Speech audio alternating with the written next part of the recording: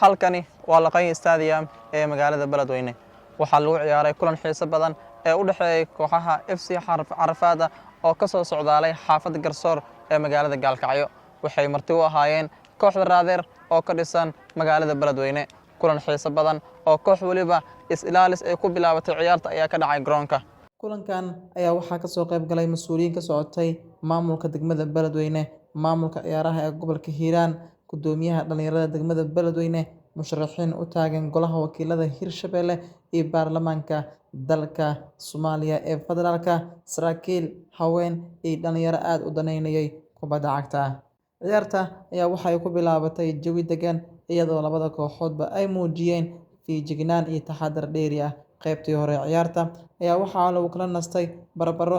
eber ah inkastoo labada dhinacba ay heleen fursado ay gool ku dhalin kareen si kastaba ha ahaatee qaybtii labaad ee ciyaarta waxay yeelatay xamaasad dheeraad ah iyadoo kooxda Raadeer FC ee magaalada Beledweyne lagu abaarmeeyay kaarka xamarka ama guduudka ah kadib markii qalad uu galay xidiga lagu magacaabo Muuse ahna kabtanka kooxda Raadeer waxaana go'aan ka gaaray in Roosta la siiyo garsooraha dhexe ciyaarta ee Cali Kaar isbedel ay sameeyeen maamulka iyo tababarayaasha kooxda Raadeer FC ayaa wax weyn ka bedelay ciyaarta waxayna kooxda Raadeer ay heleen inay dhaliso 2 gool iyadoo mid ka mid ah uu ahaa goolasha loo yaqaan laadka xorta ah ama free kick sidaas darteed FC Raadeer ayaa awooday inay ciyaarta ku soo xirto gool halka Carafaad FC ee magaalada Gaalkacyo ay iyadana muujisay ciyaar wanaagsan iyo tartan adag mas'uuliyiintii ka soo qayb galay kulanka ayaa bogaadiyay ciyaarta iyo jawigii wanaagsanaa ee lagu qaatay garoonka Laqayn Stadium ee magaalada Beledweyne iyagoo xusay muhiimadda ay leedahay in ciyaaruhu ay yihiin isku xirka iyo isdhexgalka bulshada waxaan joognaa Stadium Laqayn oo runtii martigeliyahay kulan aad u qiimo badan oo muhiimadiisu ay tahay inay isdhexgalka bulshada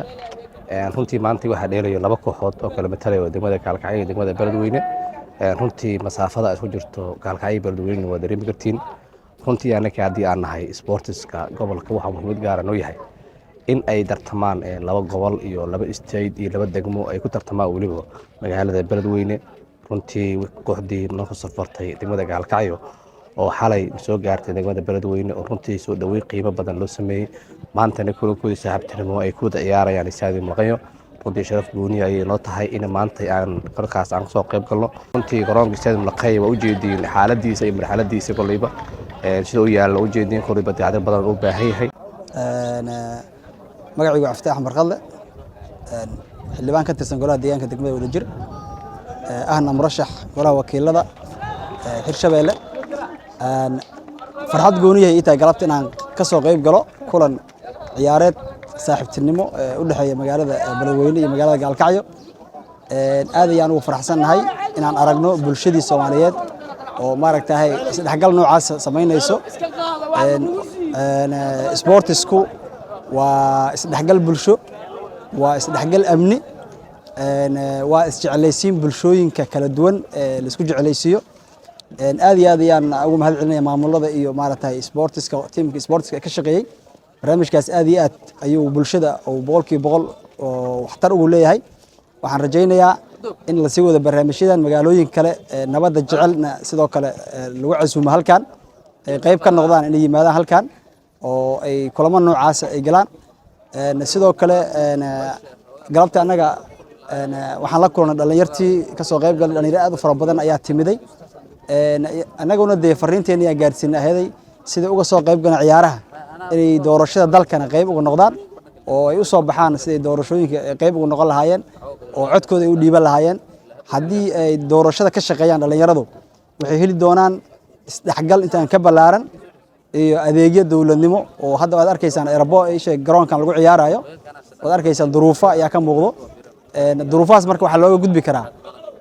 in dad la doortay maamulka ay qayb ka noqdaan aad iyo aad ayaan ugu faraxsanahay bismillaahir rahmaanir rahiim magacaygu waa Xuseen Cabdullaahi Ismaaciil gudoomiye ku-xigeenka maamulka dib u heshiisiinta degmada Beledweyne galabta waxaan ka qayb galay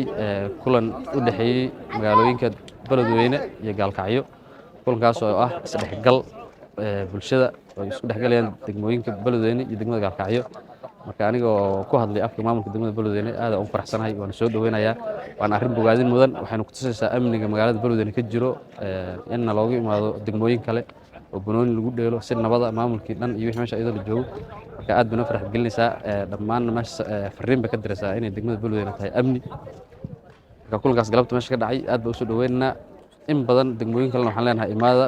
Beledweyne waa degmadiinii waa beerlula oo ku faraxsanahay galabta inaan magaalada Beledweyne gaar ahaan garoonka Laqayo uga qayb galo daawashada ciyaarta adag ee dhexmareysa labada naadi ee kala matalaya magaalooyinka Gaalkacyo iyo sidoo kale magaalada Beledweyne oo dabcan maalmihii la soo dhaafay aan ku sugnaa runtii si gaar ah farxad iigu tahay magaalada inaan ciyaartan ku daawado isla markaana tiimkan ka socda magaalada Gaalkacyo aan ku soo dhaweyno oo aan ka mid noqdo tiimka soo dhaweynayay aniga maalmaha magaalada joogay dabcan waxaan ahaa musharax golaha wakiilada ee dowlad Hirshabelle runtiina garoonka Laqayo hadda ka mid ah garoomada ugu waaweyn ee Soomaaliya isla markaana ciyaar badan ahayd inuu martigeliyo duruufo badan oo maaragta wajahaya waxaan rajaynayaa insha Allah tacaala bahda sportiga gobolka Hiiraan gaar ahaan magaalada Beledweyne runtii inaan wax badan kala shaqeeyo isla markaana garoonkan iyo sidoo kale goobaha kale sportiga ah aan wax badan kala qabto oo ay noqoto meel ay ku soo hirtaan bahda sportiga isla markaana fursad badan u abuurno aad u mahadsantiin wallahi wax weyn iga dhigan tahay garoonka Laqayo wax badan aan dabcan dhagaa ka maqli jiray oo ciyaarada daawan jiray runtii marka arkay hadda sawirkiisa iyo bahda sportiga si u xiiseynayaan dhalinyarada magaalada Beledweyne si uga soo qayb galaan ciyaartan aad macnaha waxay u tahay arrin soo jiidasho leh oo dhalinyaradu maaragtay waxay muujinayaan in sportigu uu yahay wax weyn ciyaaro iyo isdhexgal bulsho dabcan aniga as dhalinyaro ahaan as musharax ahaan haddaan ku soo guuleysto insha Allah tacaala dabcan waxaan noqon doonaa cod ayaga u hadla oo bahda sportigu u hadla maadaama dabcan saxaafadda sportigu isleeyihiin nin u hadla noqon doona mar walba u dooda noloshan iyo sidoo kalena wax ka bedela bahda sportiska goobo badan inaan u abuurno isku dayayna waana maasantiin maanta taariikhdu tahay 10 bisha August 2026 waxaan joognaa garoonka Laqayo Beledweyne waxaan sharafnaa inaan daawano ama soo dhaweyno koox kubadda cagta ka imaanaysa ka timid degmada Gaalkacyo magaalada Gaalkacyo halkan ku wada ciyaari doonaan koox kale aydan ka dhisay magaalada Beledweyne runtii waa jawi wanaagsan oo muujinayo isdhexgalka sportska iyo isku xirka bulshada labada dhinac anagana waxaan halkaa u imaanay inaan daawano sidoo kale aan dhiirigelino waxaan u celinayaa dhammaan cid kasta oo ay qayb ka noqotay ama fududeysay hawshan marka aad u mahadsantihiin waayahay kulankaani door nooc ayuu ka qaadan karaa isdhexgalka iyo nabadda dhalinyarada labada magaalo Gaalkacyo iyo waliba Beledweyne sida caadiga mar kastaba sportska wuxuu qayb muhiim ka qaataa isdhexgalka bulshada waana waxyaalaha lagu mideeyo ama dadka aadka la isugu soo dhaweeyo markay noqoto bulshooyin kala duwan taa waxa cadeen u ah inay ka soo safraan dhalinyaro magaalada Gaalkacyo oo intaasoo kiiloomitir joogta halkan imaadaan marka amniga isdhexgalka bulshada xadaaradda iyo xisraabsiga intaas muhiim u yahay maanta waxaan joognaa garoonka Laqayo oo ka dhacayso ciyaar u dhaxayso laba kooxood oo ka kala socda magaalooyinka Beledweyne iyo Gaalkacyo ee gobolka Mudug oo ka kala tirsan maamulada Hirshabelle iyo Galmudug runtii sharaf iyo farxad ay noo tahay in dhalinyarada Soomaaliyeed maanta inay isdhex marayaan kubadda wada ciyaarayaan ayna ka soo baxeen maxaa la dhahay kala qoqobnaantii dhalinyarada Soomaaliyeed inay koox Gaalkacyo ka imaado Beledweyne imaadana wax fudud maahan oo 450 kilomitir ka badan inay soo jarto Beledweyne kulan saaxiibtinimo ku ciyaarto waxay noo tahay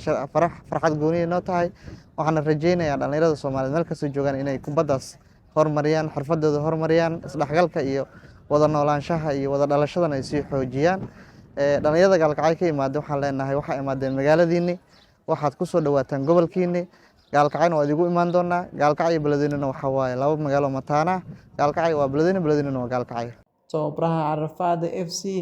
xaafadda Garsoor ee magaalada Gaalkacyo tababaraha Raadeer FC ee magaalada Beledweyne iyo kabtanka kooxda Raadeer Muuse ayaa sidoo kale ka hadlay ciyaarta kadib dareenkooda ku aadan kulankan magacaygu waa Saadiq Albaashi waxaan ahay tababaraha FC Carafaad waxa kulan saaxiibtinimo uu dhex maray garoonka Beledweyne team Raadeer sida guud magaalada Beledweyne waxaan ku soo dhaweeyay si qurux badan qadarin iyo karaamo badan sharaf iyo karaama waa in reer beledweyne waxaana qaadanay maxaa tiraahdaa banooniga intuu lahaa laba weji uu lahaayo weji baan qaadanay waana ku faraxsannahay ilaahay maa iska leh waa bilahi tawfiiq wejigaa ka aaminsaneed reer beledweyne sida ay yihiin iyo sidaa ku timaadeen maxaa farqiga u dhexeeya si qurux badan macnaa wax walba markaa bannaanka joogtid waa siyaabaha lagaaga sheegayaa markaa gudaha timaadidna waa qaab kale marka si qurux badan wixii la sheegayay wax ka bedelan baa la nimi safarkiina ma noqon doonaa kii ugu horreeyay beledweyne iyo kii ugu dambeeyey safarkii ugu horreeyey ee beledweyne aan ku dhimaan noqon maayo waxaan nahay sidoo kale tiimkii koowaad ee reer beledweyne kusoo dhaweeyey gaalkacyo haddana waa nimid kii ugu horreeyay noqon maayo kii ugu dambeeyana noqon maayo hadduu ilaah yidhahdo maxaa fariin u diraysaa dhammaan taageerayaasha gaalkacyo iyo reer beledweyne waxaan fariin u diraynaa dee sportskan waa isdhexgal bulsho wuxuu kor u qaadaa nabadda mar walba sidaasoo kale dee halaiskugu safro dee halaissoo dhaweeyo si dadku maaragtaa ay isku dhex galaan magacayga cabdulaahi maxamed muumin macalinka tiimka raadeerka maanta martigeliyey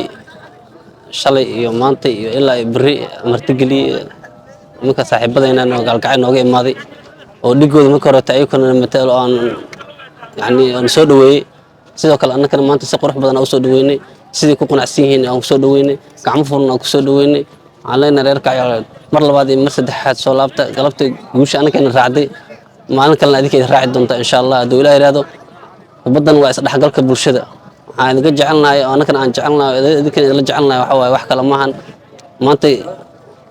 example-ka aan dirahayno iyo fariinta aan dirahayno oo u gudbahayno taageerayaasha reer beledweyne oo dhan dhammaan inta sportska jecel waxaan leeyahay soo dhawaada inta jecel gobolka Hiiraan inay imaadaan gacmo furan ku soo dhawaada أولاً إلهها ما هذا سكله إنه سور قل إنه عافمات قمنا جرانك قلنا إنه صار إنه عافمات قمنا مركل الله بعد وحقادو وفرحسنا إنه قلبت الجوشنا الرعدي وحاول إن كبدا عكتا سده وجل دجن ولا عليهم كهذا عرفات إبسي وحاول وإيد دالين قرر لبنان كم وذ قصل سوق جوش وحاول إنه جن الرعدي إن شاء الله وحرجينا كل مدى حكتو عيارنا نتيجة مدة كقرب بدأنا اللي مادان